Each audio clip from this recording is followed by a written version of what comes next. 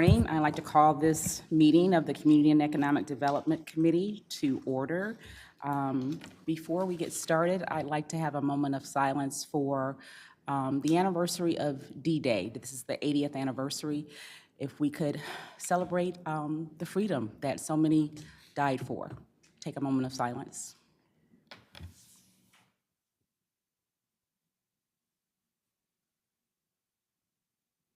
Thank you for that reflection. Can we have a roll call, please? Commissioner Lloyd? Present. Commissioner Winfrey? Here. Commissioner Ellenberg? Here. Commissioner Brown? Here. Commissioner Avery? Here. Commissioner Shoemaker? Commissioner Kuzma? Commissioner Wayhill? Here. Commissioner Davis? Approval of minutes. I'll move it. Support. All those in favor, say aye. Aye. Opposed? Motion carried. Is there any public comment to the committee? Public comment to the committee going twice? Public comments? Closed. Do we have communications? None. Any old business? New business? We have Resolution 2024-549, approval of a request by Genesee County's Metropolitan Planning Commission to travel to the Michigan Transportation Planning Association 2024 conference in Muskegon, Michigan. The dates for travel are July 30th to August 2nd. Total cost of the travel for 5 staff members not to exceed $4,585. This is grant funded. So moved. Support. It's been moved and supported. Any question and discussion? Hearing none, all those in favor say aye. Aye. Opposed? Motion carried. Resolution 2024-555, approval of the 2024 Genesee County Action Plan for the Community Development Program. Is there a motion to? So moved. Support. It's been moved and supported. Is there any discussion on this? Hearing none, all those in favor say aye. Aye. Opposed? Motion carried. Is there any other business before this Madam committee? Chair, I Yes. would like to add, we don't need to add it? No, that'll be in finance. Okay, all right, thank you. Never mind. Oh, I would like to basically add a happy birthday to our coordinator, Josh Freeman. Happy birthday, Josh. What? I didn't know it was your birthday. Another year. Happy birthday, Josh. I guess everyone has one, huh? That's a good thing. All right, now that we've celebrated our esteemed director here, let's call for adjournment. And thank you, and this meeting is adjourned at 8:48.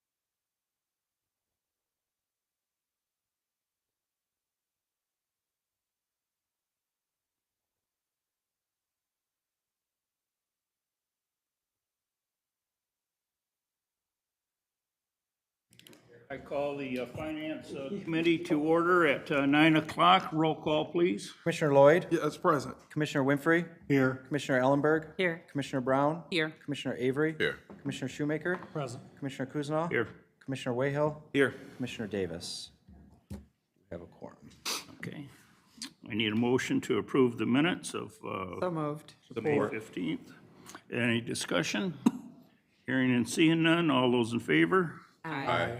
Opposed? Motion passes. We now take time for public comment to the committee.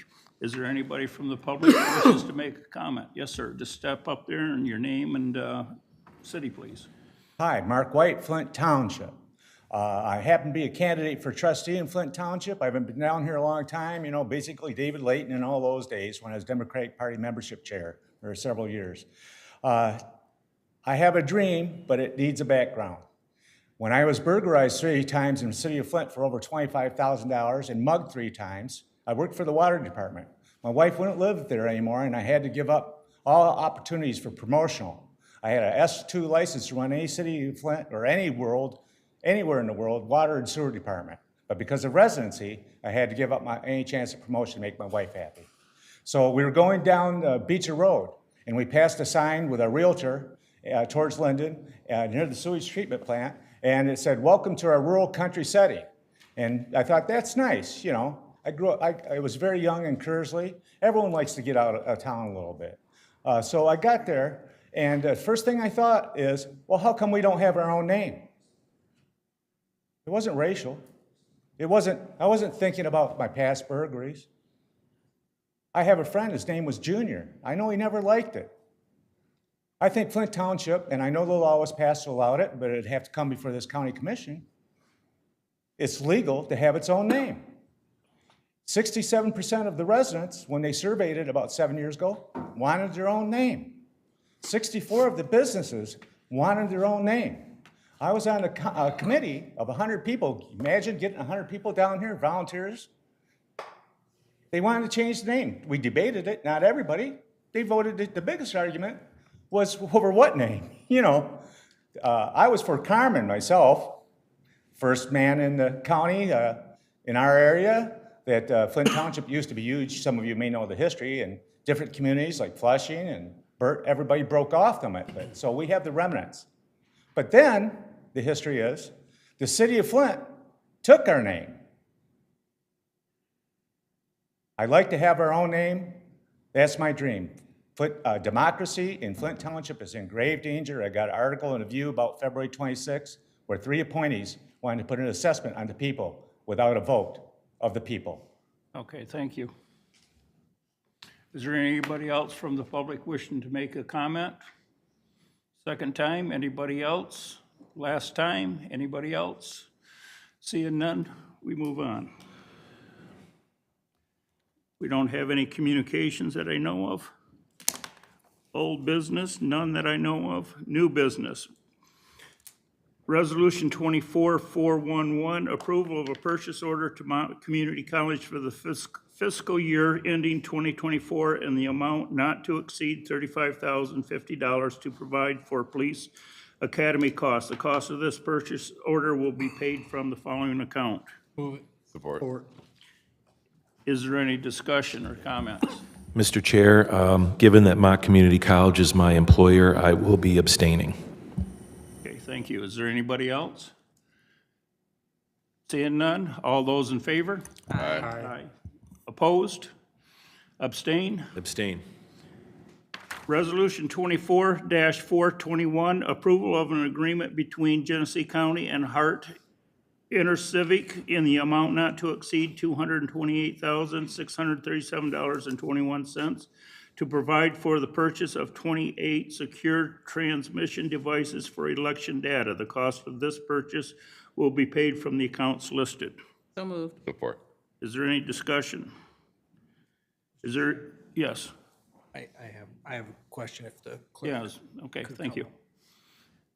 Go ahead. Thank you, Mr. Chair. Through the chair, thank you for being here. It's appreciated. My question is this required by the state, or is this something you're doing proactively? Sure. So this is something we're doing proactively. It's not currently required in the state. This is the direction that the state's going in. So right now, as you all know, so this actually fits a couple of goals, but as you all know, right now on election night, when election data is collected, the municipalities collect all of that and physically bring in the poll books and the data drives. That will continue to happen. One of the things that was done in the past under a former clerk was using something called modems. These were devices that plugged into our tabulator machines to transmit election data. There's a couple of issues with that. First and foremost, I am not comfortable with having electronic modems being connected to our tabulator devices. So we have discontinued that, but also we had a lot of municipalities that their precincts are in an old school or a firehouse, brick buildings that the signal's not transmitting. So they're then moving the entire Verity scan, the election tabulator, around a building and outside and trying to find this connection. What this does is adds another step of security, so we're no longer using these mobile internet modems into election devices, but instead, the number 28, that's the number of voting municipalities that we have. They would each have one of these devices at their city or township hall, plugged into their clerk's office, where they would then transmit the data there, never connecting our election tabulators to the internet, allowing us to get quicker election results. But the other thing about this is it creates a redundancy in the system. So we not only have the paper ballots that we use and the data stick, but plugging it into these transmission devices create a third paper trail that we're able to track and see everything that's happened through the election, what time each vote went through the tabulator. It's an optical scan, so it's actually scanning the ballot, so we see all of that for another layer of data security. Anybody else? So, Mr. Chair, Yes. while we have the clerk here, and we're talking elections, election security, not so much in terms of the ballots and their integrity, but sort of physical security for maybe not even the August primary, but November general election, presidential race, significant consternation in the community, the country. What will security look like on election day and afterwards in terms of making sure people's ballots get counted and people are comfortable voting in person, especially? So I will say the physical security of the election itself and those working in elections is a huge concern for me and what we've seen across the country. And it's not one political party. It is folks on every spectrum. There's been an increase in all sorts of threats and activities towards election officials in the west coast of the United States and states like Oregon, Washington, California, and even Idaho. They had mail-in ballots that were mailed back that were laced with fentanyl that closed the operations of vote counting in this spring elections that they had out there, so we've been on high alert. We've been meeting in multiple capacities, both in our physical space as well as all of our operations with the U.S. Department of Homeland Security.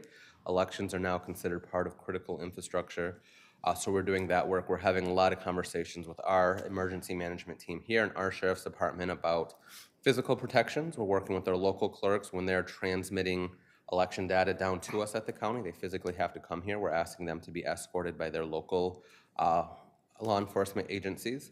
We have started, we've compiled the list of the addresses and personal cell phone numbers of all of our local clerks, and we're working with our county 911 to have each one of their personal addresses flagged in the 911 system, because the other thing that we've been seeing that is spreading is swatting attempts on local clerks. And that is an instance where somebody would call in a fake allegation or threat to a local clerk's house and say there's a hostage situation there. Make that call at 5 a.m. on election day. Now your local clerk is locked in their home, surrounded by a SWAT team and police and unable to do their duties. So adding those addresses to a special list that when those calls, if those calls were to come in, 911 is aware, has direct contact to the clerks and can help remediate that situation and keep the public trust in the election process. We've been meeting quite a lot with the local clerks who oversee the day-to-day operations of each precinct to make sure that they all have contingency plans, because we're not just talking about risks of violence or those types of threats, but also natural disasters, internet outages, power outages, that we have a contingency plan that we can continue to operate our election. We know in Michigan, we have mail-in voting where folks can do that. We want to make sure that our mail process is secure. The state level, they've been doing a lot of work with the U.S. Postal Service because they've been, quite frankly, a little bit abysmal in their operations and making sure that ballots are getting mailed and mailed back. We know we have election day from 7 a.m. to 8 p.m. on election day that we have to secure.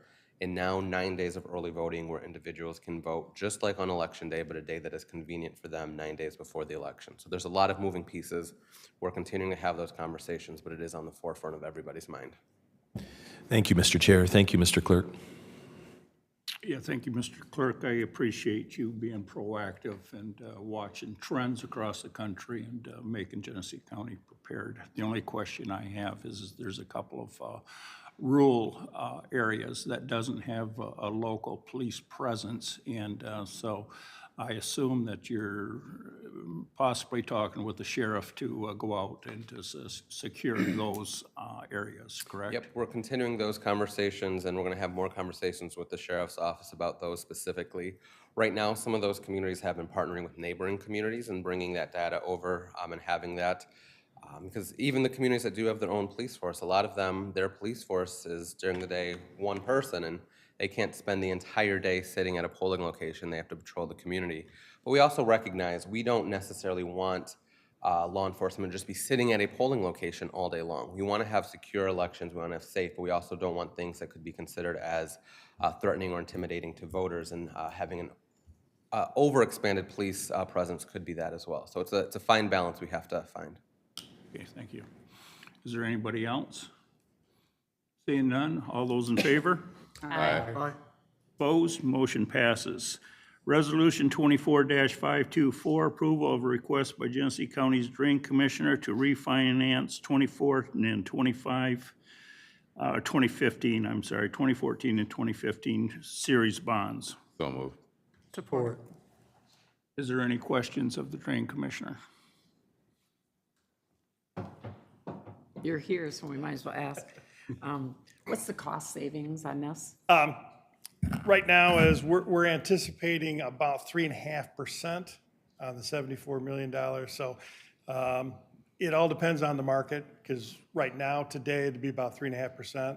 But if we sell in October or November, it could be more.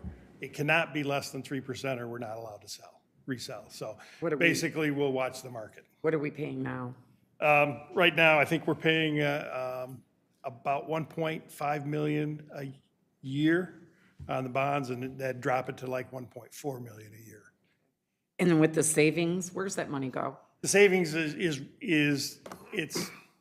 it's not money spent, future money not spent. Okay. Which then Just like stays in the water, it'll stay in the water fund. Okay. To prevent future rate increases. Okay, all right, thank you. Okay, thank you. Anybody else? I like that statement, money not spent, future money. I like that phrase, thank you. I'm sorry, all those in favor? Aye. Opposed? Motion passes. Resolution 24-525, approval of request by Genesee County's Water and Waste Agency to use limited tax general obligation bonds for the Kearsley Creek Interceptor Project. Move it. Support. Is there any questions or comments? Lucky day. All those in favor? Aye. Opposed? Motion passes. Thank you. Thank you, John. Resolution 24-540, approval of request to create, post, and fill one secretary position at Genesee County's Health Department. This is a grant-funded request. Support. Is there any comments or questions?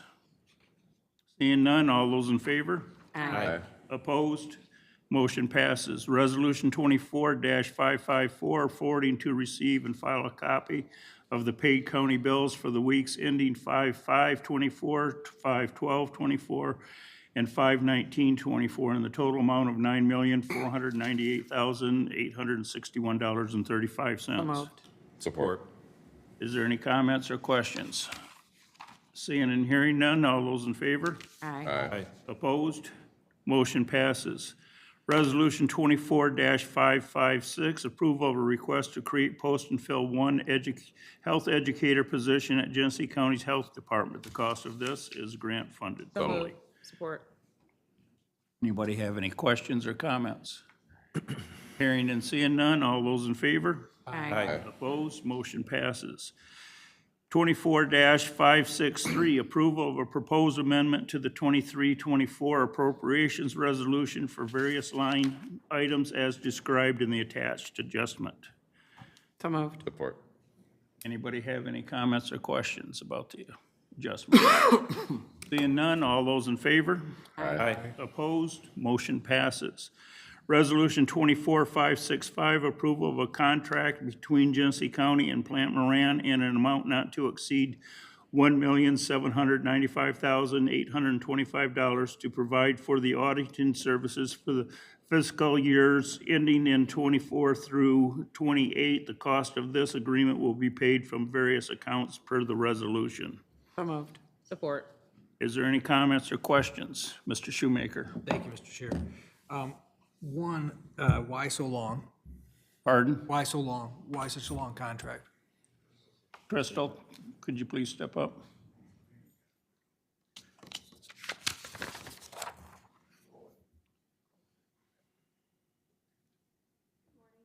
Morning. This just follows our typical 3-year with an optional 2-year extension that we do on most of the contracts.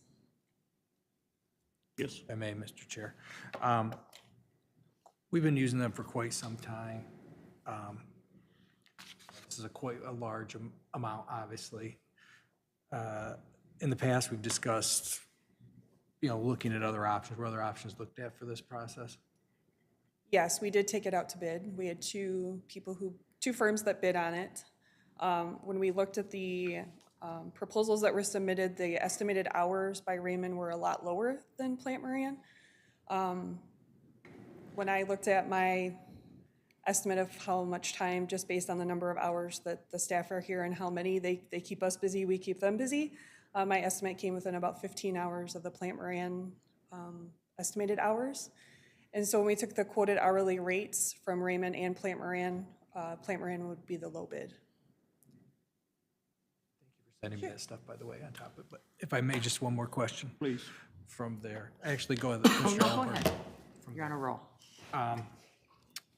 Is there an opt-out clause in this that at any point we determine we want to go a different direction, there's an opt-out clause? Brian, I know we usually do a termination clause somewhere in the contract. I can't remember specifically what it said. I can't either, but if it would, did we use our professional services Yes. template?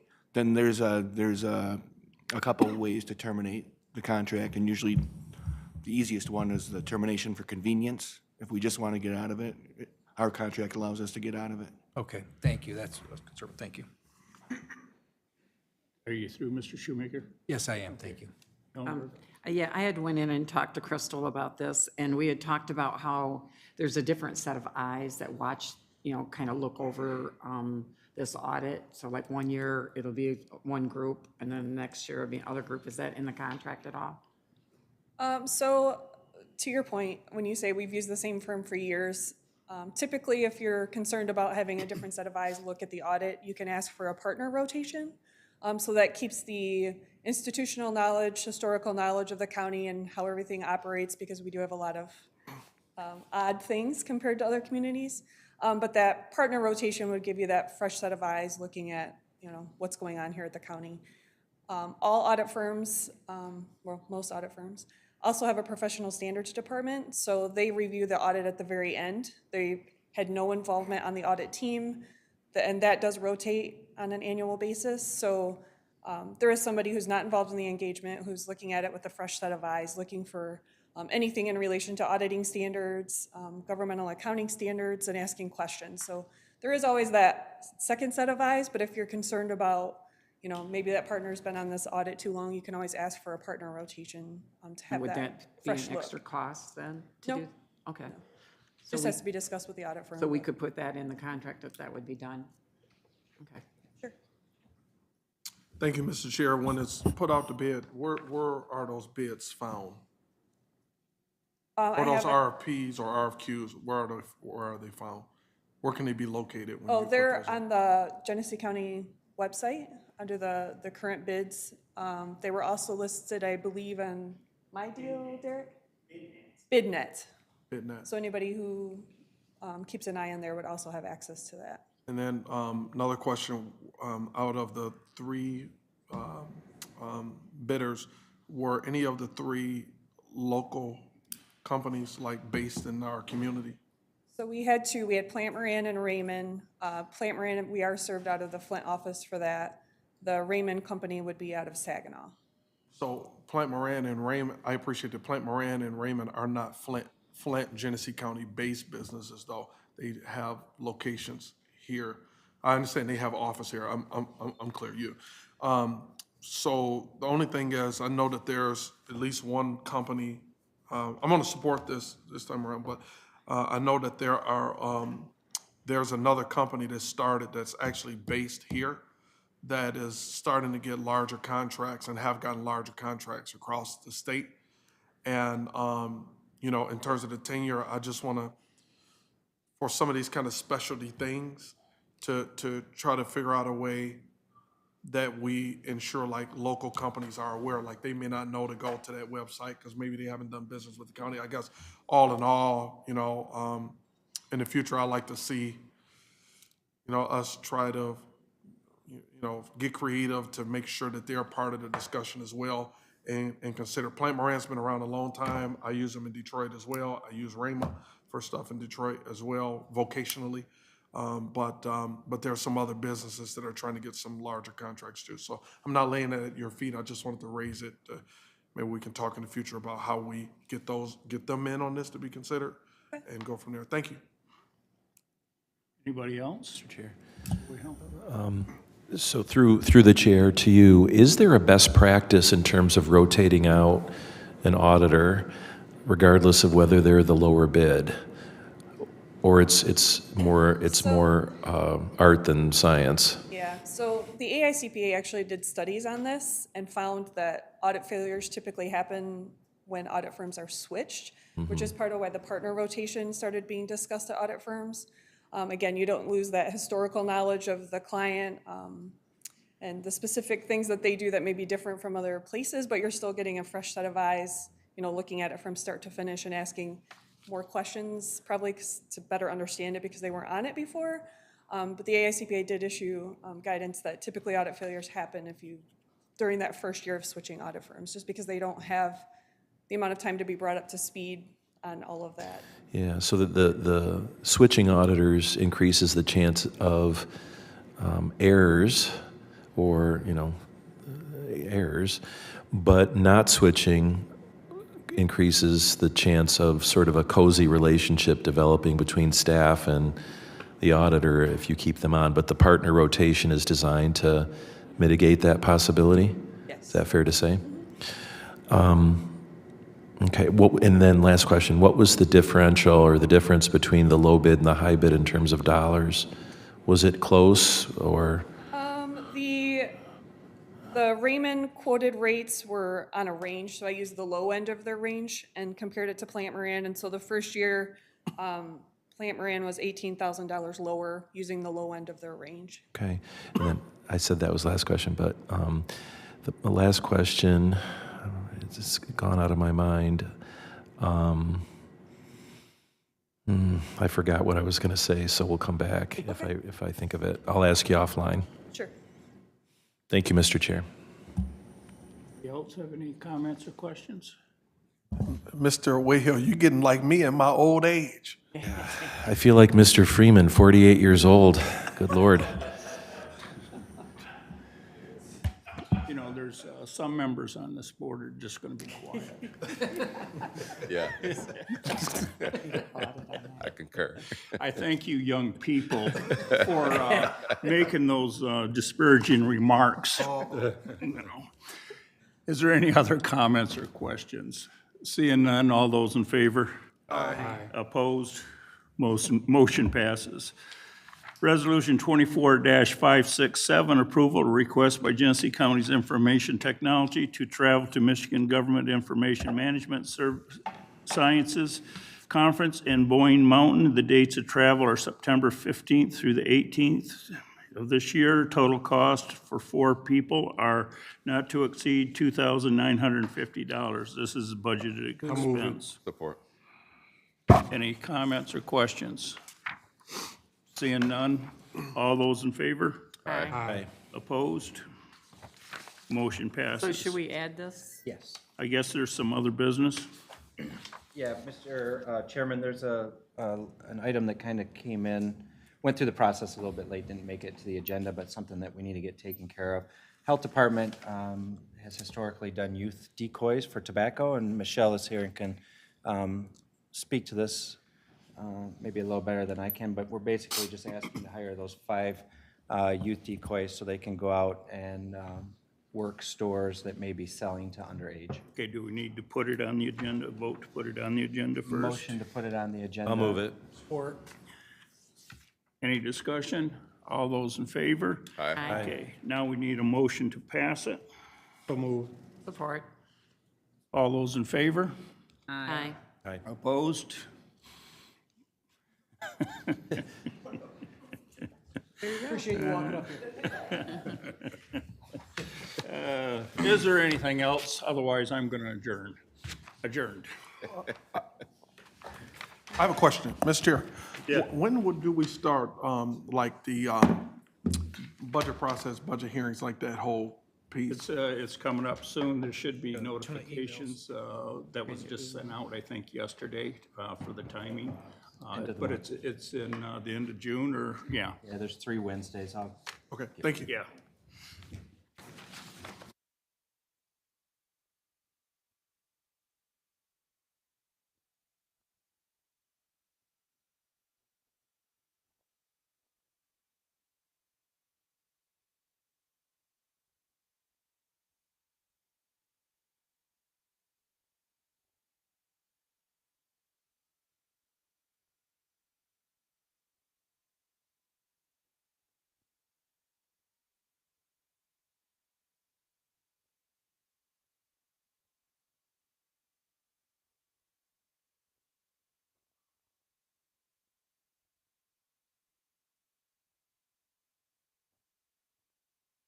Government Operations Committee is called to order at 9:27.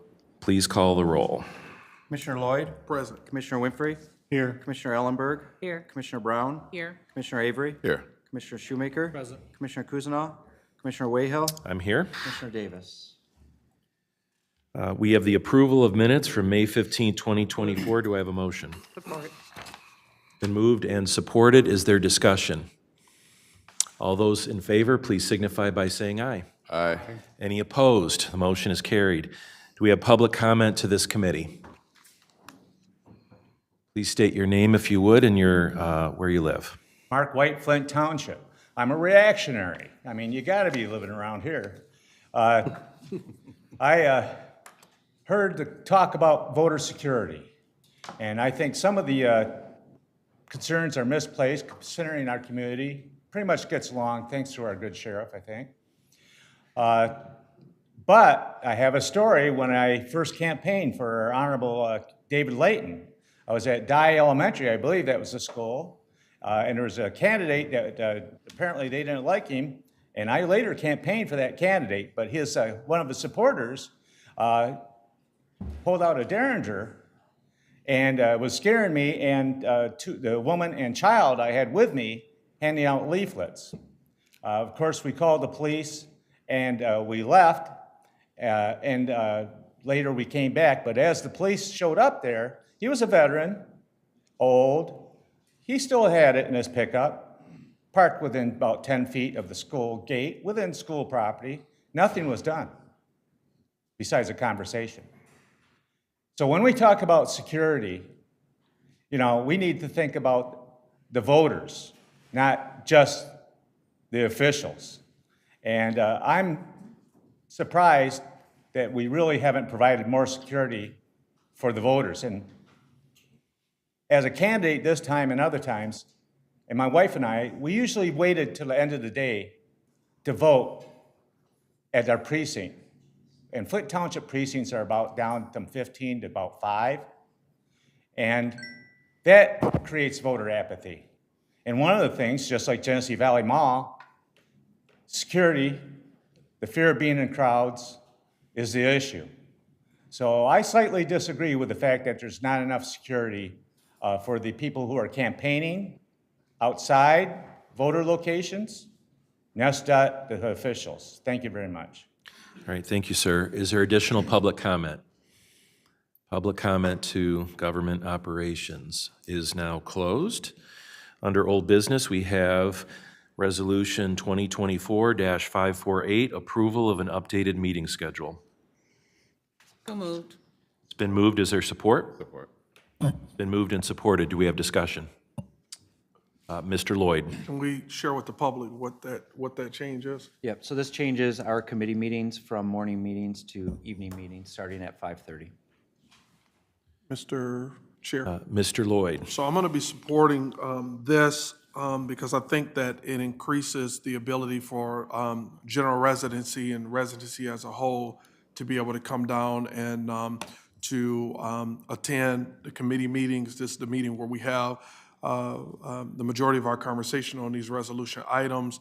I think that the meetings that we have in the morning kind of limits working residents' ability, who work earlier hours, their ability to attend meetings. Obviously, it could go the other way for folks that are working evenings. So I think this is a good change, and I look forward to supporting this change. We have additional discussion. Mrs. Ellenberg. Yes, this was put on the agenda a couple weeks ago without really any discussion, so it is back here. I have conflict because I sit on boards that meet on Wednesday, evenings, so this would really cause a problem for me.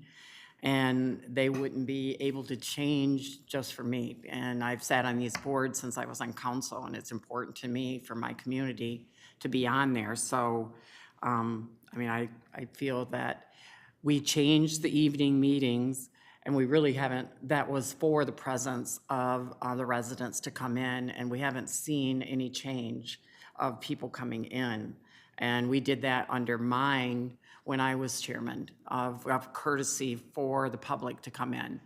I know, Treasurer or Clerk Clemens did the same thing. He did like 3 of them a year. That was more effective of bringing people in because it was different. It wasn't an everyday situation. So I think this, and plus the fact that we won't have all of the people there that we need for discussion, we shouldn't be paying overtime to bring in staff, so we'll just have the supervisors that's been here since 8 o'clock in the morning that will continue to have to stay. And plus, our coordinator having to stay, for evening meetings also. So if we're going to give I won't say how I'm going to vote, but you can kind of figure that out, so. Commissioner Shoemaker. If Commissioner Ellenberg is finished, are you done? Pardon? I'm You're done. done, and I didn't want to cut you off. It's my understanding, one, that most of the people that show to these meetings are salary. Am I correct with that, Mr. Freeman? The majority? Look at this morning. Yep. And as of other places that I have worked, like Fenton Township, where the meetings were in the evenings, we had what's called a flex schedule for those employees who were hourly, so they could come in later to adjust for those times. And I discussed that when we wanted to move the board meetings to the evening. I don't have a real problem with moving it to the evenings. My question is this: when are we starting this? Is it right away, or is it time to allow Commissioner Ellenberg and these other boards she sits on to adjust next year? So that would be the questions. Like Charles and I have on Wednesdays, DEI committee on Wednesdays, and that would conflict with those two, and they'd have to change their schedule. So I'm just wondering, how far out is this when we start this process if it passes? The resolution would start this in July. Okay. There's only one committee meeting in July. We have additional discussion. Are you finished, Commissioner, for now? Now, yes, thank you. Commissioner Cousineau?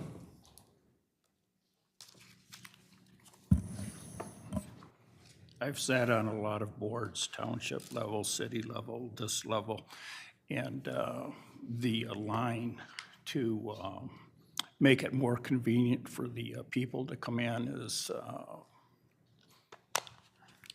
let me choose the right word, BS. It is for the commissioners. It is not for the public. The public, if they have they only come when they have a problem. And if it takes them a day or two to come in and take a day off, that's fine. They will do that. And this is thinly veiled to be something that's be accommodating us commissioners. I think it's an added requirement to our staff to put in extra time and to do it at this point in time in particular. When I was younger, I would have to start making my summer plans for vacations and et cetera in December of the prior year or January. And to do it at the last minute when they've already got their plans set up, I think is a disrespect towards them, requiring them to come in for our convenience. So I'm opposed to it. As far as me and my life schedule, I'm my own boss. And I like my boss, and he lets me do whatever I want, so I can adjust anything.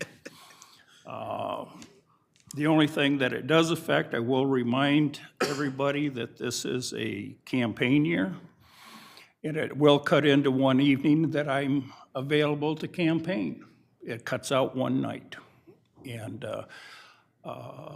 it makes it very difficult for me just due to the campaign. But once like I said, I'm my own boss. I can do what I want, and I'll make some type of adjustment. But I'll be voting no because I just think it's thinly veiled. It's just not transparent what's being said and done. Thank you. All right, do we have additional discussion? Commissioner Winfrey. Yeah, thank you. Commissioner Shoemaker raises a good point.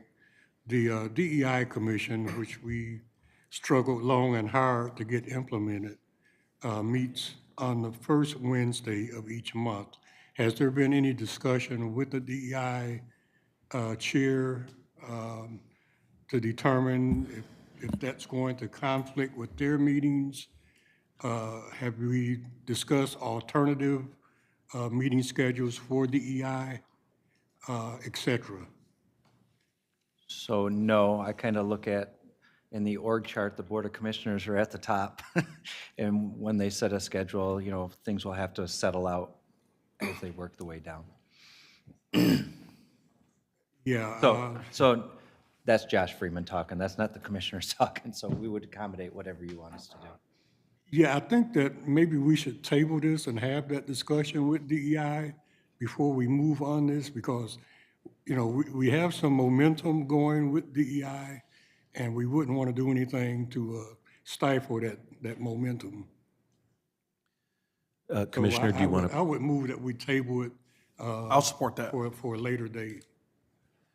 Do we want to put a date specific on that so that we can come back to it? I don't want to put a date specific, but having the discussion, whenever that discussion ensues, then we can discuss it following the discussion. Okay, so we have a motion on the floor to table this item.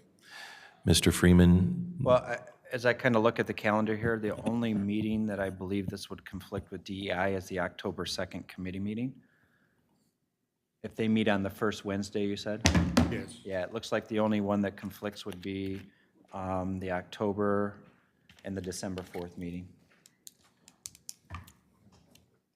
Yeah, I think, even with that, even though it's only two, I think that could be significant. I think we do need to have that discussion with them. The discussion is on the motion to table. Do we have discussion on the motion to table? Mr. Lloyd? I do. So I'll table it, and I did support that motion. So a couple things. Number one, I'm not the originator of this resolution. Not a resolution that I requested. It's not a resolution that I've had much conversation at all about. Four, I have flexibility vocationally to be able to come in the morning or in the afternoon because in our org setup as well, I'm my own boss unless I need to spend over $2 million. And so, so it is not for my convenience. I'm fine. I'm here. What I will say is that I represent, as we all do, the people of Genesee County. And when I came to this board, I'll talk about where my sentiment is informed. I was informed by two members of this body that the rationale for one of the rationales for having the meetings in the morning was because there was a concern that residents would come to the meetings if the meetings were in the evening. So my sentiment in terms of, because it's on the agenda, as I reviewed the detail, I had to make a decision of whether or not I'll support that schedule or not. And so that's where, in part, where my decision in terms of scheduling that. And then, of course, there are people who work in the morning and commissioners that may not have same flexibility. I don't have that issue, but I did want to speak to Origin. Why I decided to support it, it's on the agenda. I had to make a decision where I was, and then I had to inform that by a number of things, and that's how I inform my support for this resolution. Not important who brought it. I didn't bring it. I just want to make that clear. Mr. Shoemaker, the motion is to table. Discussion on the motion to table. Commissioner Kuzno, did you want to? Go ahead, Marty, first. All right, well, if you want me.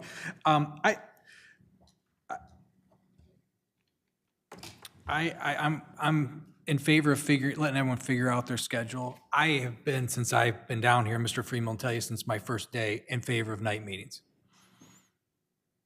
Our township meeting started at 7 o'clock in Fenton Township to allow people. I was happy to get the 5:30 meetings, but I still, at the time, Mr. Freeman will remember this, I wanted later, because 5:30 is tough for people to get out of work and still get down here. And to Mrs. Ellenberg's comment, I've had a council member from the city of Linden come to almost every one of our board meetings since we've done this. She drives all the way from Lansing at her state job to come here to these meetings now because she can make them. So it is a matter of convenience. And she does it because she wants to support us and she wants to support her community and me, and I really appreciate that. And I really am a believer that working men and women need more of a voice in government these days, and allowing them the opportunity to get out of work.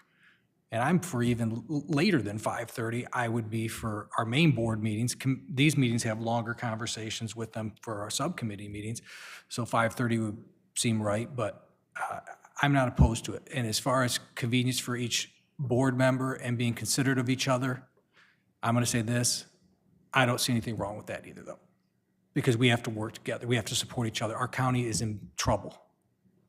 We have long-term legacy debts I've brought up far too many times, and we need to have conversations over these things. And if it helps a brother or sister in this world to move forward, then what would be wrong with that? So we're helping our residents make it so they can be here, and you're helping another board member if that is the true issue. So I guess I don't find anything wrong with that if that is the case. So thank you, Mr. Chair. Thank you, Commissioner Shoemaker. Commissioner Kuzno. The only thing I want to point out is, as far as public participation, the only participation the public has in these meetings is when people like Mr. White come in and make a public comment, which is occasionally.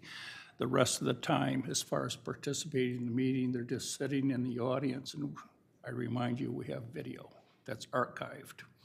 And the reason that was done was convenience for the community to pay attention.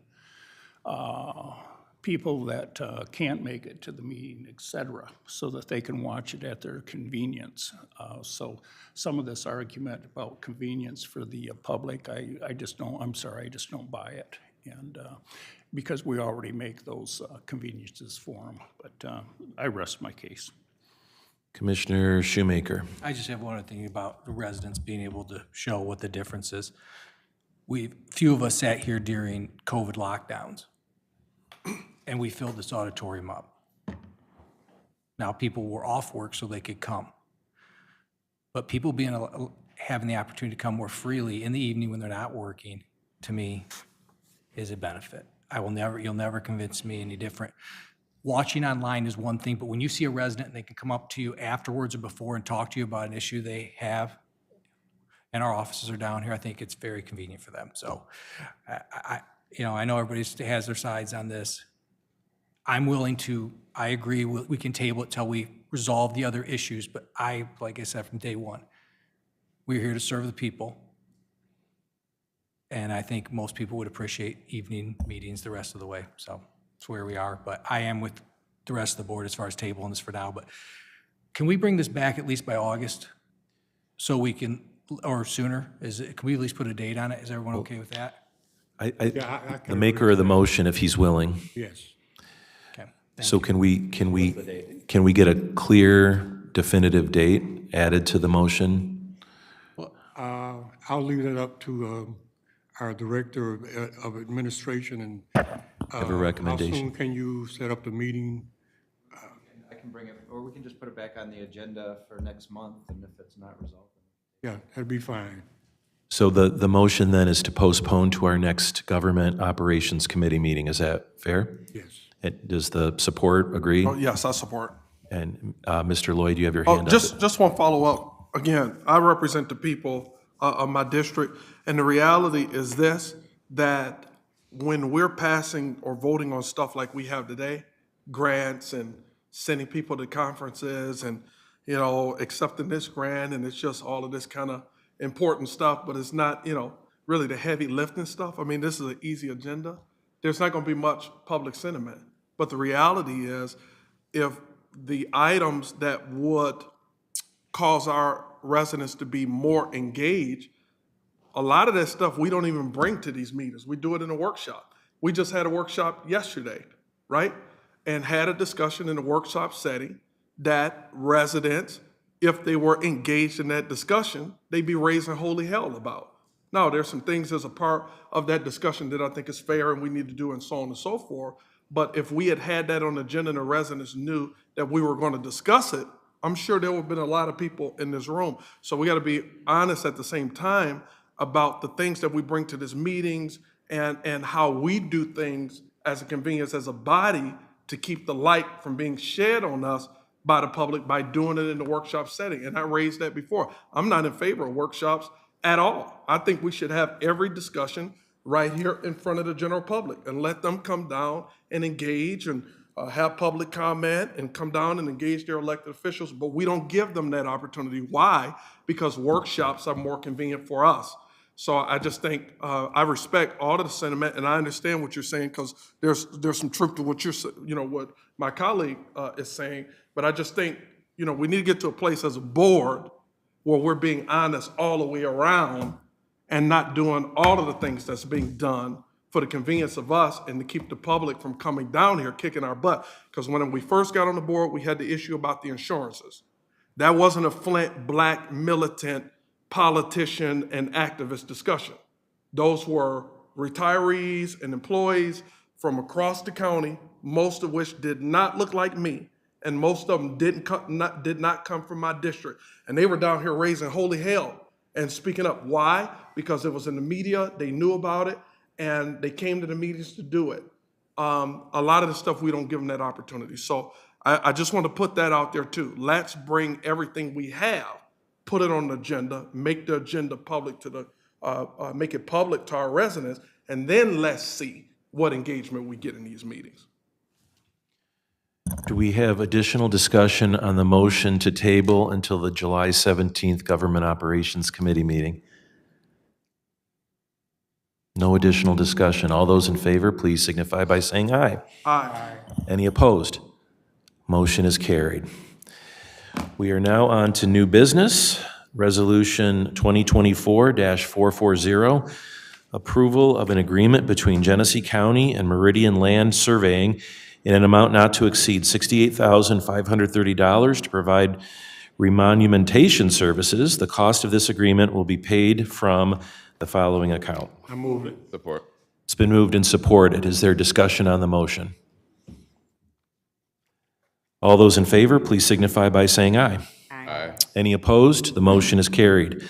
Resolution 2024-514, approval of an agreement between Genesee County and Manick and Smith in an amount not to exceed $19,030 to provide remonumentation services. The cost of this agreement will be paid from the following account. Move it. It's been moved and supported. Is there discussion? All those in favor, please signify by saying aye. Aye. Any opposed? The motion is carried. Resolution -2024-515, approval of an agreement between Genesee County and Michigan Surveying in an amount not to exceed $22,490 to provide remonumentation services. The cost of this agreement will be paid from the following account. Move it. It's been moved and supported. Is there discussion on the motion? All those in favor, please signify by saying aye. Aye. Any opposed? Motion is carried. Resolution -2024-535, approval of a purchase order to Berger Chevrolet for the fiscal year ending 2024 to provide for the purchase of one truck at Genesee County Sheriff's Department. The cost of this purchase is grant funded. Move it with a question. Support. Moved and supported. Commissioner Ellenberg. Do we have the sheriff here? He was here, but I think he's, What I'm asking is, what is this vehicle going to be used for? I know we purchased a truck before, and our undersheriff uses this. Could you basically explain what this one's for? if you would identify yourself and then respond. Captain Jason Murphy at the Sheriff's Office. This will just be used in our fleet as an undercover vehicle. It won't be striped or anything like that. It'll be used for responding to emergency situations, anything we need it for. But will it have the lights and everything on it? I don't know if we're going to outfit it with lights. It won't have overhead lights. It might have the inside lights through the windshield, stuff like that that aren't Will it have a visible from the computer in it? outside. Will it have a computer in it? It will not have a computer in it, no. All right, thank you. Commissioner Kuzno. What grant is this? It's through the, hold on, I got it on my phone here. Apologize.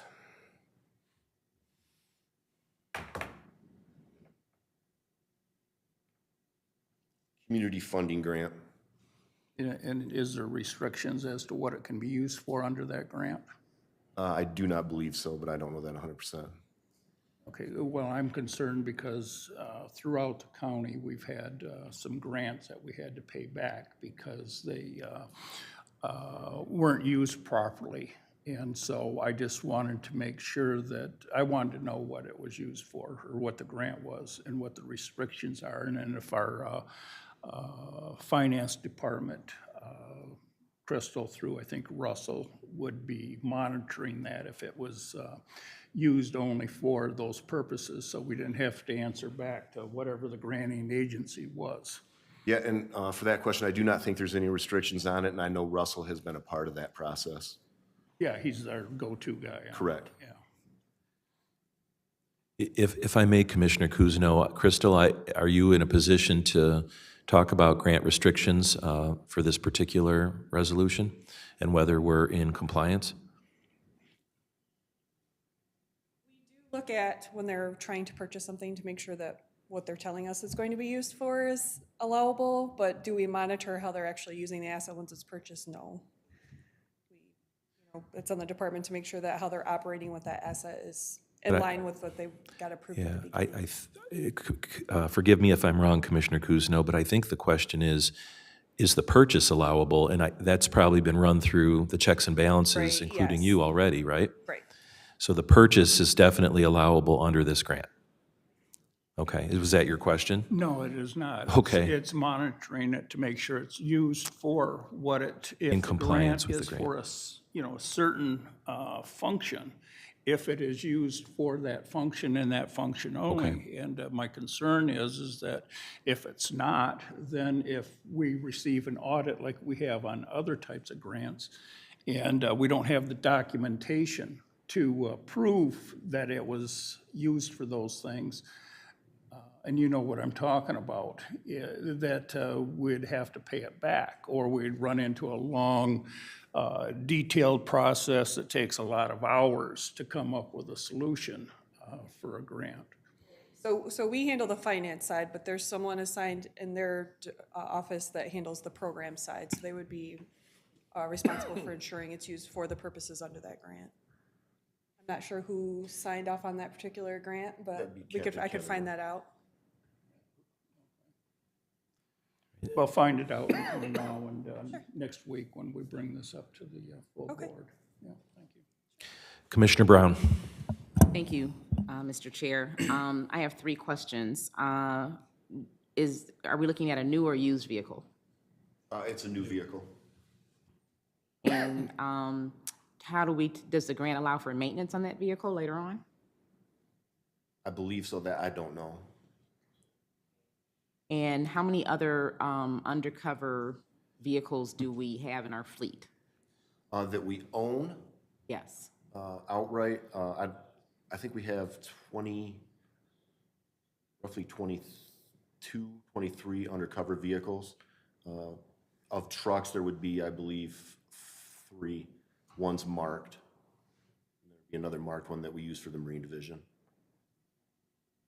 I know that there's a lot of value to having undercover vehicles, especially for the conversation we just had, last week, right, with one of the neighborhood issues that is going on. But so, can you talk just a little bit about the need for, if we already have 23 undercover vehicles, why is there a need for one more? Yeah, and with this vehicle being a truck, it can also assist with, say, the Marine Division and the dive team to pull the trucks around.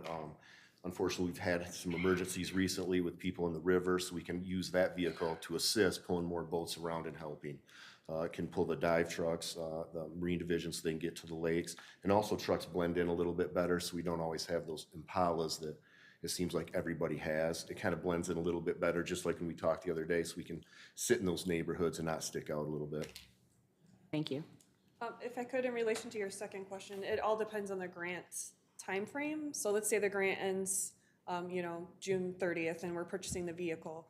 Okay, we were allowed to purchase the vehicle, but then the grant ended. So any maintenance and costs further on that vehicle would not be covered by that grant. So it depends on if it's a recurring grant that would allow us to build that into the budget, or if the grant ended and we're still using that asset, it would become part of our general fund budget. And is this I'm sorry, Mr. Chair, is this a recurring grant? I'm not sure. I'll have to go look. It's not clear Is on this the that. CS MOT grant, or is this the federal appropriation? Federal. So it's a one-time. So that is Okay. one time, Okay, thank at least you. at this point. All right, Commissioner Brown, are you I'm done. good Thank for now? Commissioner Shoemaker. Thank you, Mr. Chair. For those of you who aren't familiar with it, a few years back, we'd actually signed an agreement to lease used vehicles from a local dealer just outside of Genesee County. Are we still participated in that program? So does your number of 22, 23 vehicles, does that include that? That did, so that would be 5 more. Okay. So, so for those of you who don't know, the original reason for this was we didn't want new vehicles rolling up into these neighborhoods. So that's, as many, or to have as many, a brand-new vehicle in some of these neighborhoods looks a little out of place and draws some attention from there. So they'd went to this process. My question is, before the next meeting, if we could just have a little more of an explanation of what the grant is. I think that would solve everyone's concerns from there, whether it is, obviously it's just one time, but what it can be used for, maybe the language on the grant could be sent to us and we could understand it from there. Thank you. Mr. Chairman, that should be something that's coming from the sheriff's office, so either Captain Kennemer or the undersheriff or the sheriff needs to provide that information. That wouldn't be something that's coming from fiscal. We can take care of that for you, sir. Thank you. All right, additional discussion. All right, all those in favor, please signify by saying aye. Aye. Any opposed? The motion is carried. Thank you. Resolution 2024-574, approval to accept amendment number 1 to the Access and Visitation Grant from the State Court Administrative Office for fiscal year 2024. Support. Moved and supported. Is there discussion? All those in favor, please signify by saying aye. Aye. Any opposed? Motion is carried. Resolution -2024-582, approval of an amendment to Genesee County's purchasing policy to include prevailing wage as a requirement in all projects. Moved. Moved and supported. Is there discussion on the motion? Commissioner Lloyd. Long overdue, just like the discussion we had about some of the jobs being posted that were like $12 an hour. I think there was a couple of them that may have been like $7 and some change or something like that.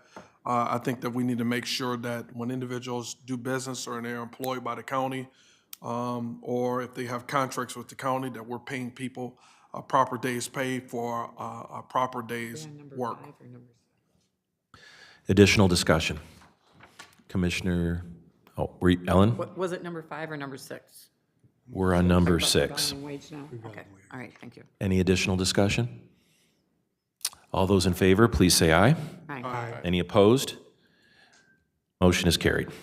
Resolution -2024-587, approval of a request by the Chief Public Defender for 3 staff members to travel to the National Association for Public Defense, We the Defenders Conference in Detroit, Michigan. The dates of travel are August 12th through 15th, 2024. Total cost for this travel is fully grant funded with an amount not to exceed $3,700. Move it. Support. It's been moved and supported. Is there discussion on the motion? All those in favor, please signify by saying aye. Aye. Any opposed? The motion is carried. Under other business, we have Resolution -2024-551, discussion regarding the branding and usage of the county logos. Mr. Chairman? Mr. Freeman. At one of our last meetings, there was some discussion about letterhead and branding within departments and, public-facing literature that was going out. Some of you remember who were here maybe 5, 6 years ago, we went through a process and kind of updated our logo. So it would be appropriate at this time after that discussion to have some further discussion about what that looks like and how that's represented to the public. I think that was something that was brought up by Commissioner Lloyd.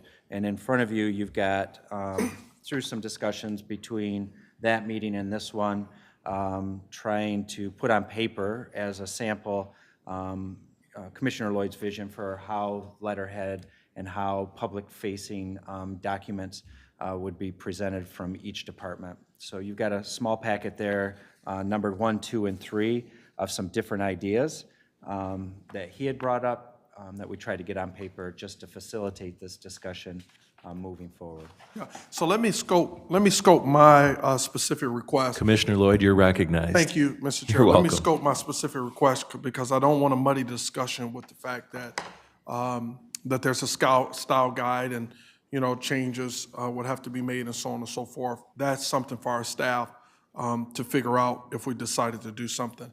My understanding is, in talking to Josh, is that historically, is that, it was kind of all over the place. And then so with Josh, you may have led the effort, previous commission and such, went through a process of determining what that synchronization, what that synergy, what that consistency will be, because any entity, we're the county, we should have consistency in how logos are applied and such.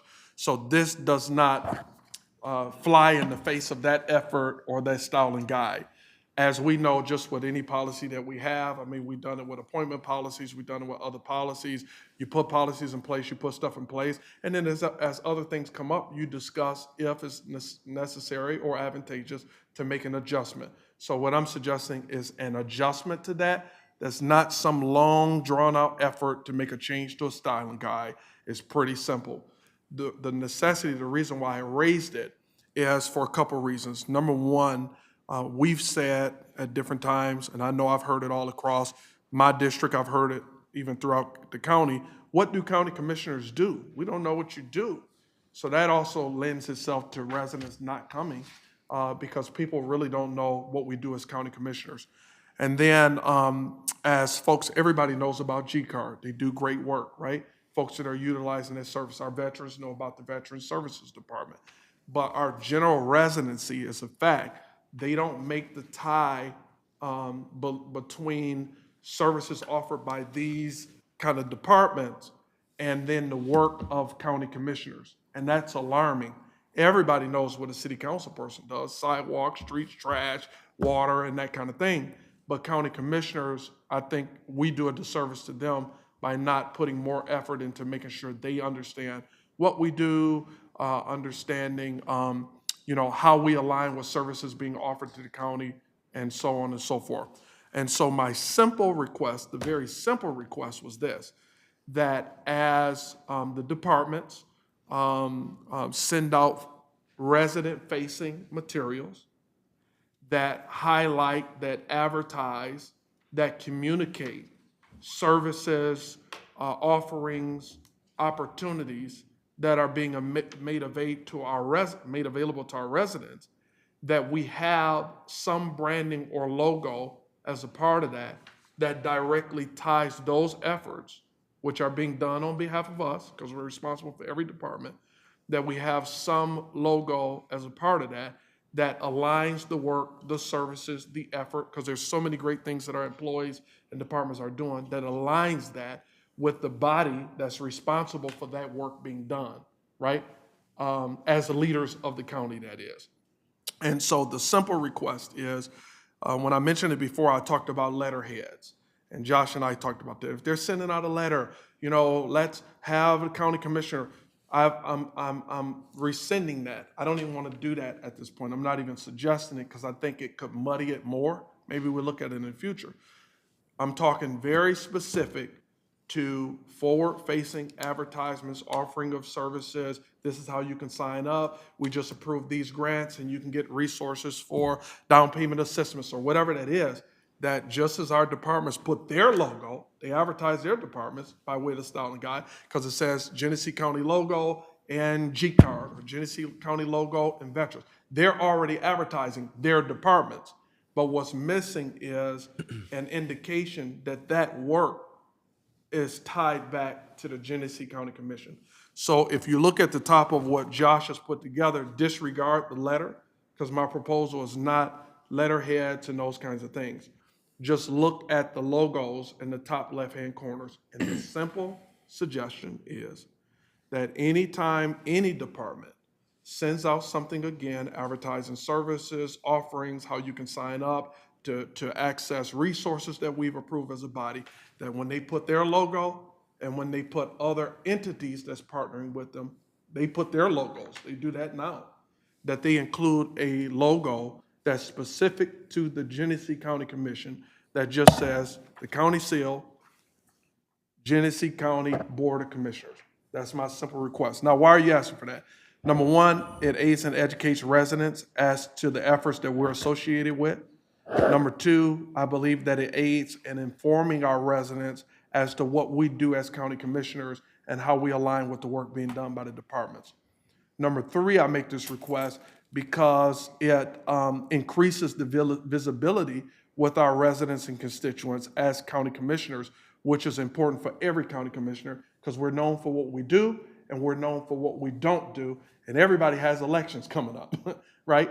And it's not for the election purposes, but it sure would be great for residents to know why they even have us sitting here. Another reason is it better aligns the work of the departments with the truth that the work being done is being done not just on behalf of the department head and the departments, but ultimately is being done by the elected officials of Genesee County, the Genesee County Board of Commissioners. So that's my spiel about why I've made this very simple suggestion to add our logo, just as we use the department logos and we use whoever they partner with, we use their logos now as well. Thank you. Thank you, Mr. Lloyd. Is there additional discussion by commissioners?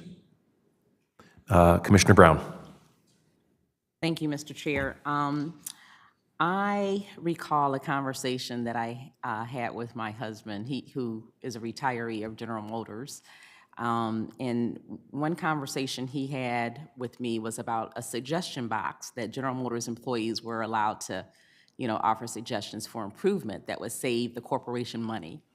And one employee had a very simple suggestion that in every piece of documentation, every memo, everything that went across the global system for General Motors, that they drop the letter E from the word employee. Now, some of you that work at General Motors may recall that. Dropping the letter E from the word employee inside of the General Motors system saved them millions of dollars because it saved time, it saved ink, it saved a lot. And so I see this as kind of adding additional words to increase our visibility. And I am leaning more on the side of saving the county money more than my visibility or the visibility of this board.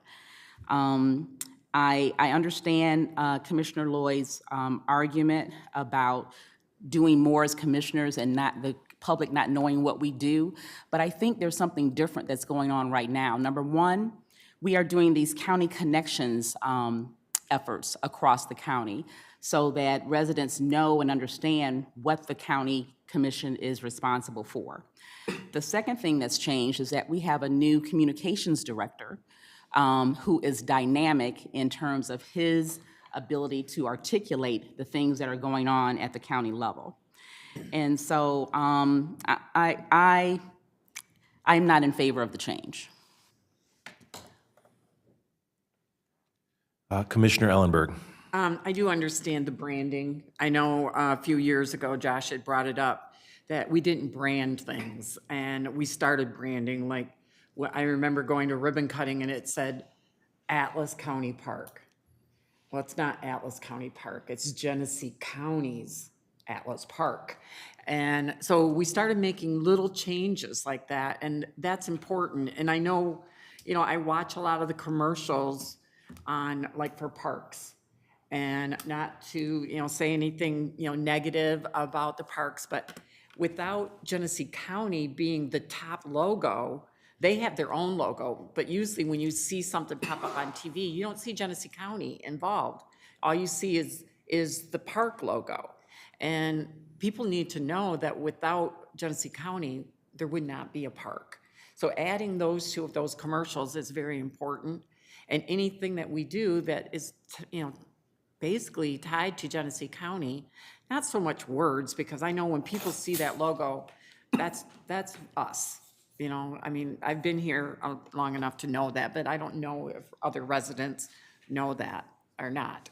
And I don't know if you're wanting to identify, like, if a piece of mail is going out, would it be general to that commission? Or if it's going to a certain area, or would it just be Genesee, the Board of Commissioners? It wouldn't basically label a person, like if it went to your district or my district. No, Just general, just total. So, and it was very interesting that, who would think that one letter could make that big difference? And I know that I'm kind of like into environmental cost of savings money. If you want to do your shirts or whatever that says Board of Commissioners and be more identified like that, but I kind of agree with Dr. Brown, so thank you. Right, is there additional discussion? There's no motion, so this is just open discussion. Commissioner Lloyd. Yes, thank you both, and I respect your sentiments. I'm not aware that this cost us more money, so I'm not understanding the tie. Mr. Freeman, does it cost us more money to do what I'm suggesting? We don't do a lot of like mailing type stuff, so I don't think that there would be a cost issue here. The other piece is that when departments design whatever they design, because there's already design time that goes into stuff. When I added this to the agenda or made the request, I gave everybody a sample of a piece that went out.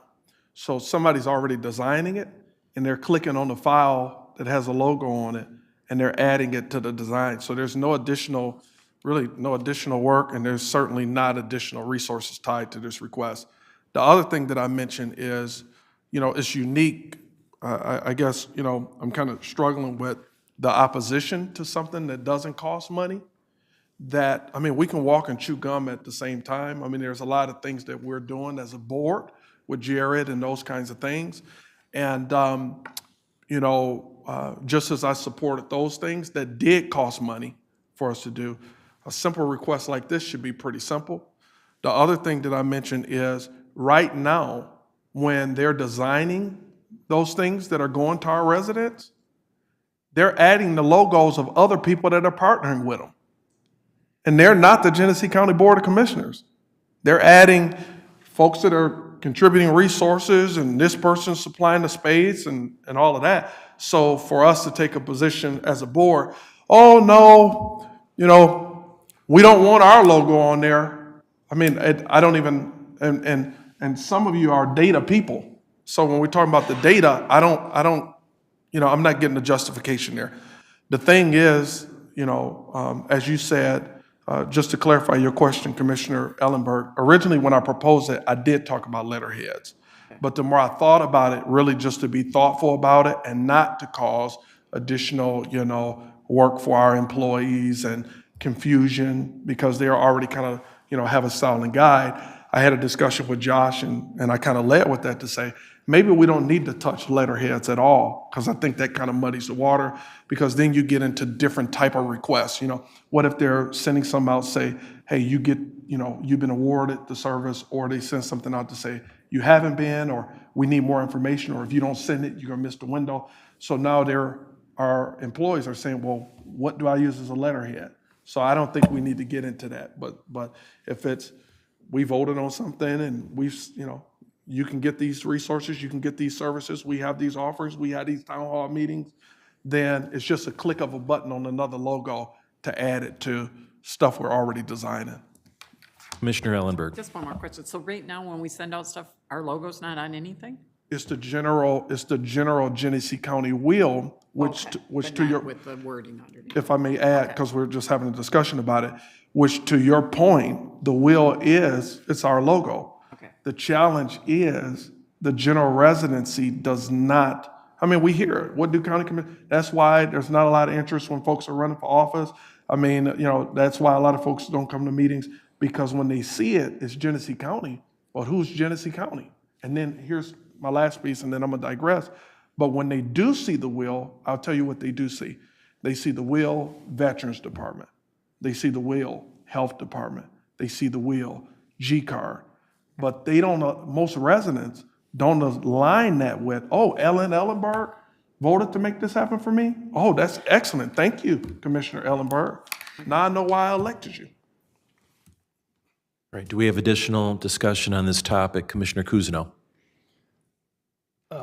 Commissioner Lloyd makes a very valid point, and one of the things that I've noticed throughout my time down here is, like he says, that nobody knows what a county commissioner does, and by putting that on the letterheads, I think it would bring that attention to the public and make it very well known.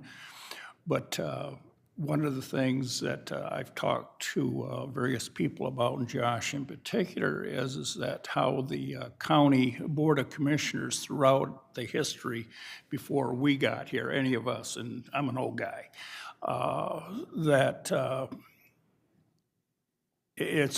not going to say that it was done intentionally, but there was an effort for the previous boards to delegate things out somewhere else and let them be responsible.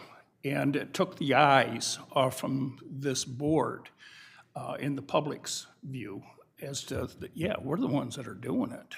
And I'm a person that's always held myself to a very high standard of integrity, but also responsibility. And that puts us right in the eyes of the public that, hey, these are the people that are responsible, whether they're in agreement with it or disagreement. But it gives them something to contact. And how that would, affect, people coming to board meetings, I don't know, but it at least puts an idea in their head, well, hey, maybe I should call my commissioner. Well, who is it? Well, then they would call down here and find out, or whatever. But I think it would hold us more accountable and responsible to the public. Moving forward, that's one of the things that I want to do is to make us more visible and in control of the county instead of some of the way things are done now. We've delegated that out to a lot of different areas. And when you read some of the contracts and statutory duties of this board and how we're functioning, prior boards, we're just doing what we came and inherited.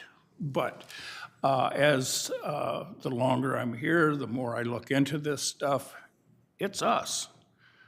And we've delegated that out to other people. I'm Martin Cousineau.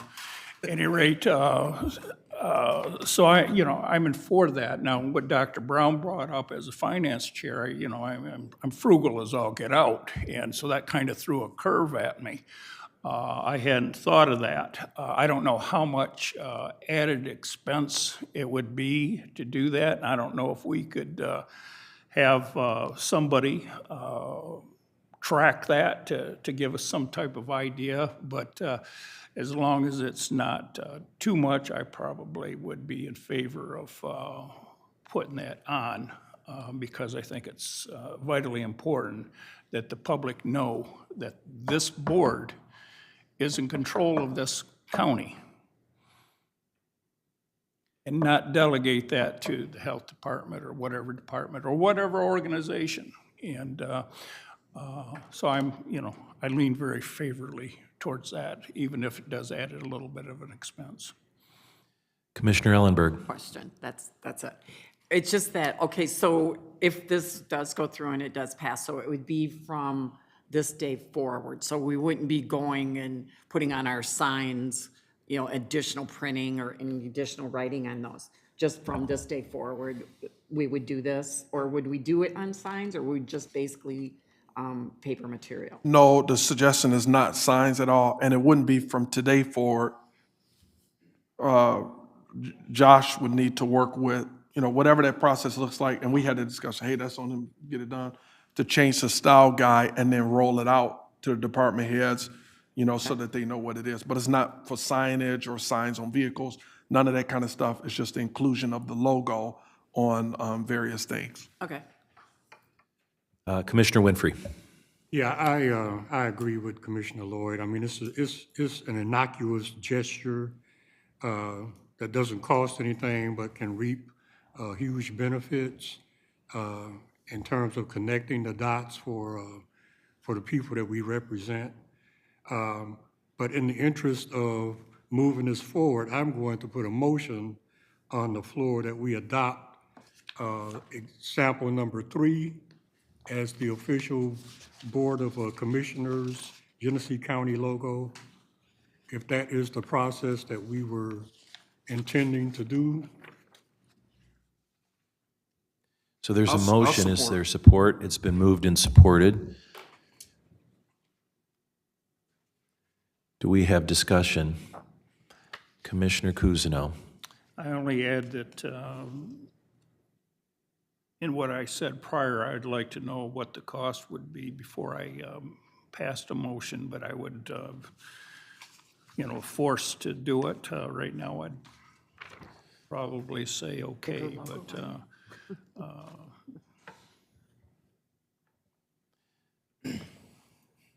I'm done.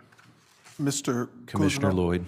if, because I want to make sure that you get that information you requested, because we're in committee, if we vote to move it to next week, maybe, and you can ask, Mr. Freeman, can you bring us something that gives some analysis or what have you before then? So there would be no cost. There would be no cost for number 3, That's what I thought. 0 cost. I'm fine. To design it to, it's just, it'll be as simple as just adding that to those public forward-facing advertisements. Thank you. Sorry, who? Commissioner Ellenberg. Could this have the bigger logo, or did you try it with the larger logo, with this larger print? To be honest, I tried to keep it as simple as possible. I just asked Josh to put some stuff together and bring it to us. We can do whatever we want. Did you try it with that? The reason I say that it wouldn't cost us anything, that is our official logo now. Okay. For the Board of Commissioners, and we'll just make sure that it is included on those Okay, so leave it like public-facing this. notices. Okay. Yep. All right, thank you. Is there I additional? think the point of the discussion is that just, you want that included in everything moving forward, so we should make that happen. Okay. The motion, as I understand it, is to adopt number 3, and for the purposes of the public, and you obviously can't see this as the official logo, but it sounds like it's already the official logo. Is that, okay, well, we have a motion to adopt it as the official logo, and it will be used in where appropriate. Other discussion? Commissioner Brown. I will just add my final comment that I don't think it's lean. And anytime you change a brand, it's going to cost money. just doing a study to figure out what it's going to cost is going to cost money and time and take away from other priorities. So that's just my lean thinker, and so that's it. Thank you. Other discussion on the motion? All those in favor, please say aye. Aye. Any opposed? Opposed. One opposed. We do not have any other business before the Government Operations Committee, so we are adjourned at 10:24.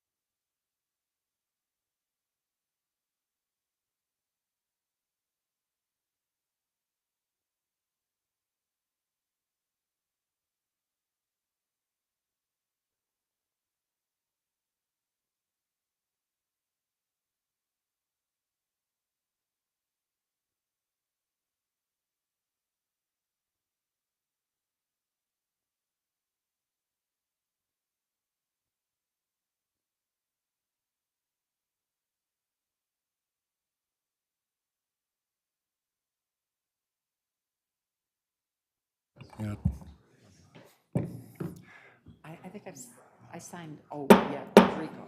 Okay, we're going to call the Human Services Committee meeting to order.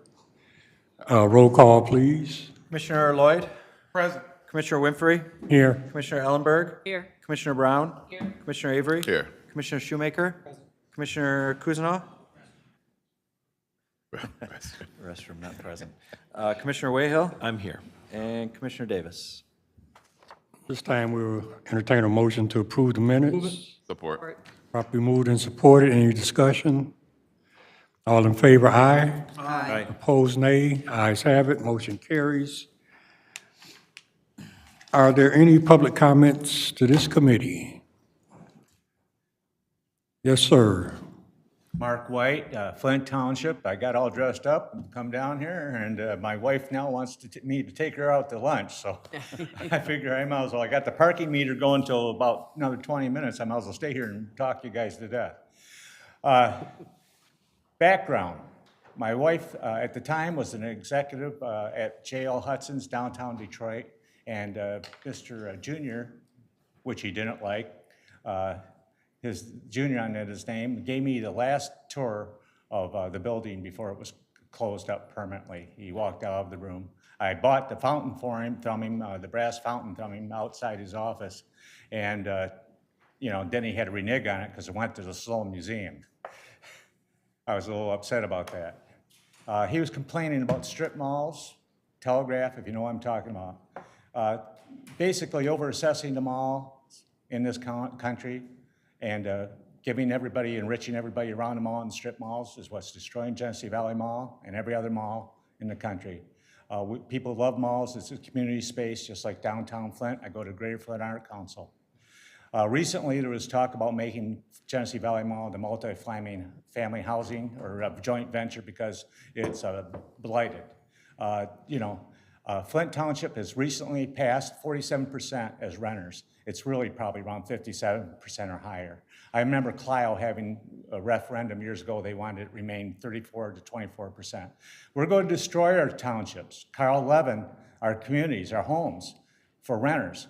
Carl Levin said the backbone of any community is the homes.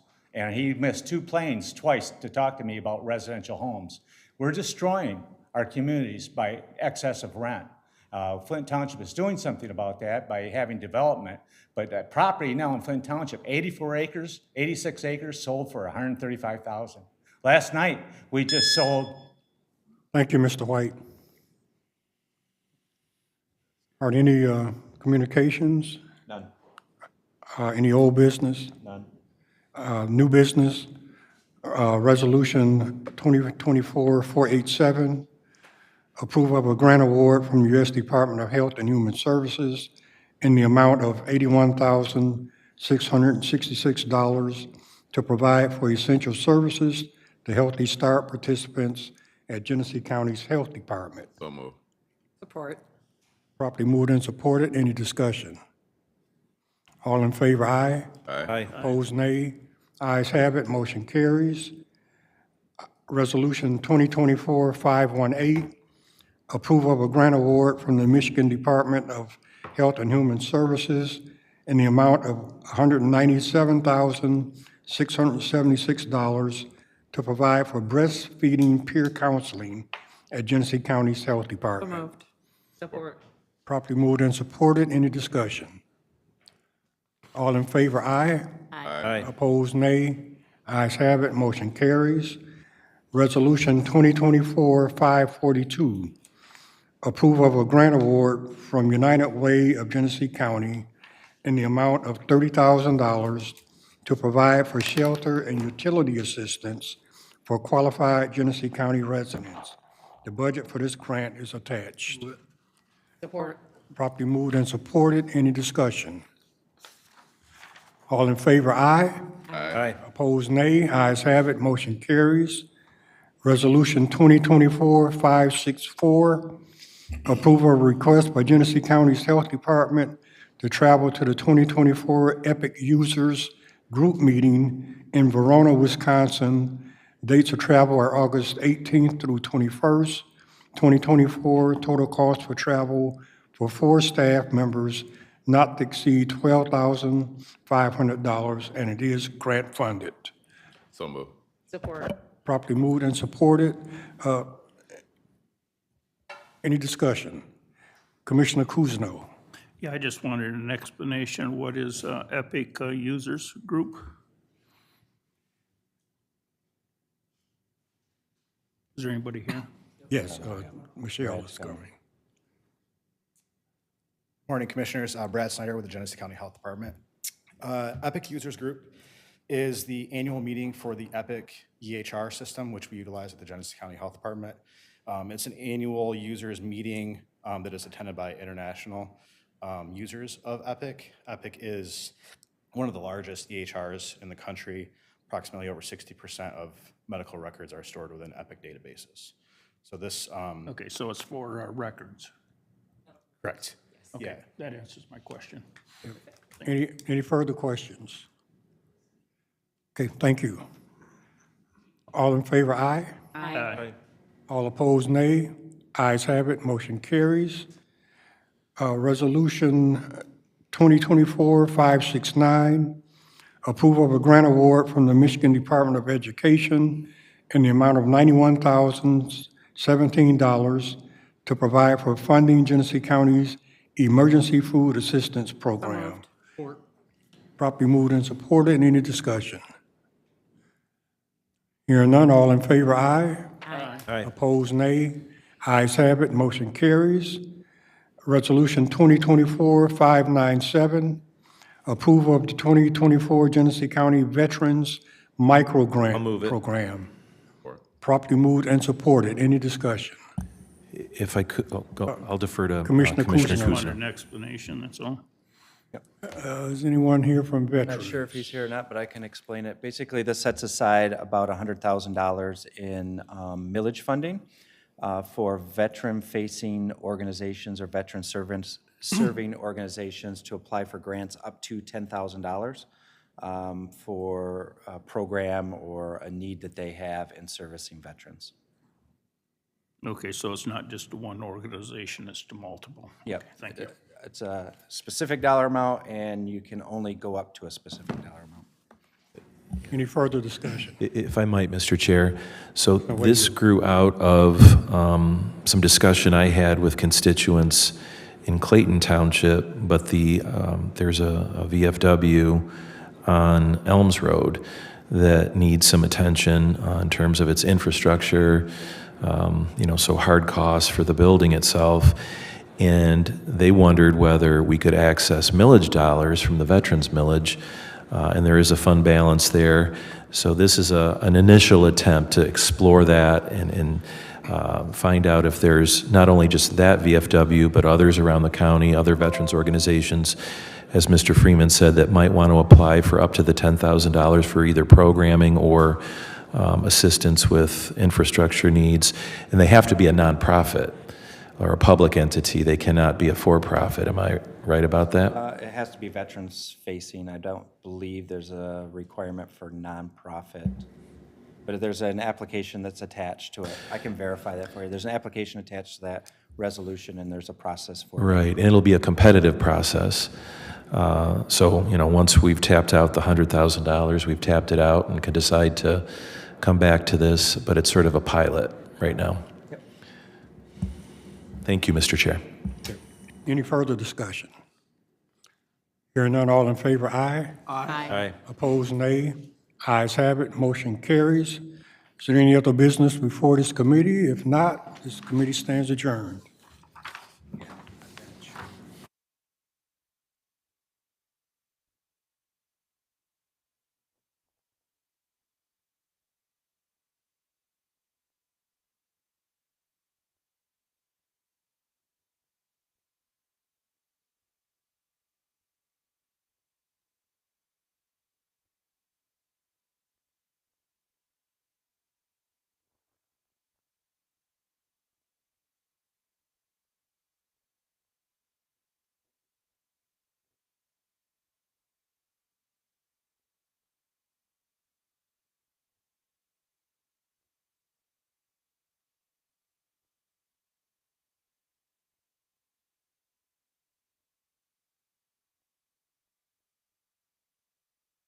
To order at 10:39. Roll call, please. Commissioner Lloyd, Present. Commissioner Winfrey, Here. Commissioner Ellenberg, Here. Commissioner Brown, Here. Commissioner Avery, Commissioner Shoemaker, Commissioner Kuzma, Here. Commissioner Wayhill. Here. Commissioner Davis. Is there any, I need approval of the minutes for May 15th. So moved. Been moved and supported. Any corrections or additions? All those in favor? Aye. Opposed? Motion carried. Is there any comments from the public? Any comments from the public? Third time? Any comments? Seeing none?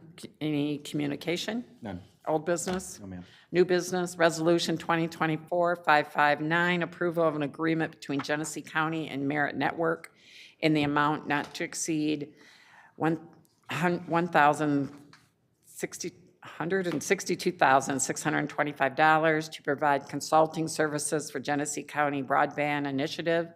The cost of this agreement will be paid with ARPA funding.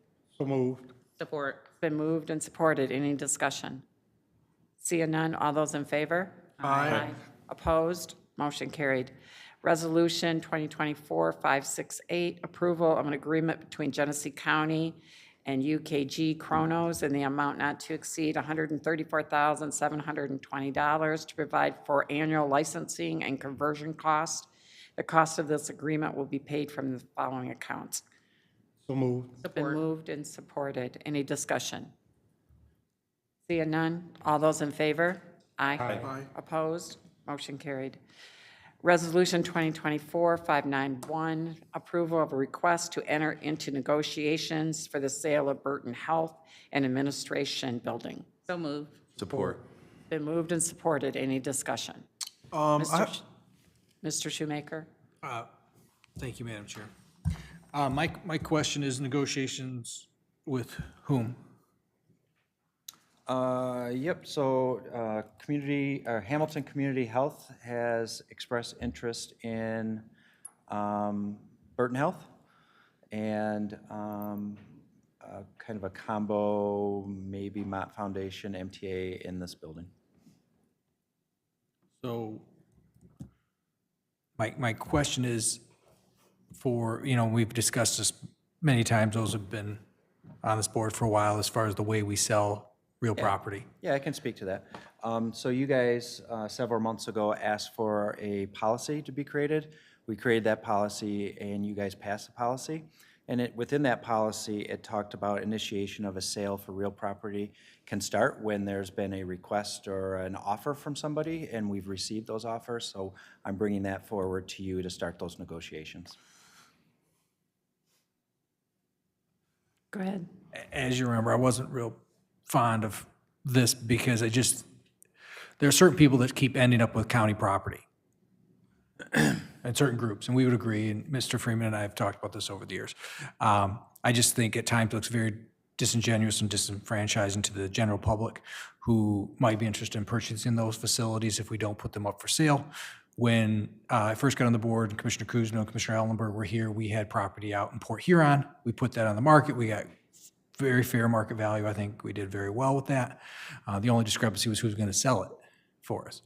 I just sometimes think we may be cutting ourselves short, or it may look like we're in cahoots with somebody by not actually listing it. And I understand this board policy now, so it is what it is. But just for that, I will be voting no. Not that I don't agree with selling the buildings or talking to people, but I still think the public should be given the opportunity. So thank you, Madam Chair. I appreciate it. And just a quick follow-up on that. It did, within the policy, did prioritize. So if somebody, another governmental agency or a nonprofit, or if, an offer from the general public, so. Mr. Lloyd? So a couple things on this. Thank you for the clarity that we approved the policy. I'm going to preface my comments by, I know that, and I support Hamilton and have over the years in every capacity that I've been in, voted in support of things they were doing. And they do great work and will continue to do great work. But even if we start the process of kind of negotiating and going through those purchase agreements and that discussion, they're not going to move in right away. It's going to take them time to make the adjustment. So let me preface my remarks with that. One of the things that I said in the previous committee meeting was that even if we have an entity that we know you know, we would love to, their idea, we would love for them to be able to utilize the space, that we would still put the property out for anybody to be able to bid on it. It could be another institution, another organization, another nonprofit. And then even if the person who has the great idea for the property is not the highest bidder, then we still can make a determination at that time that we decide we're going to go with them because maybe their planned usage for the space is more beneficial to the general community or, you know, whatever the cause is.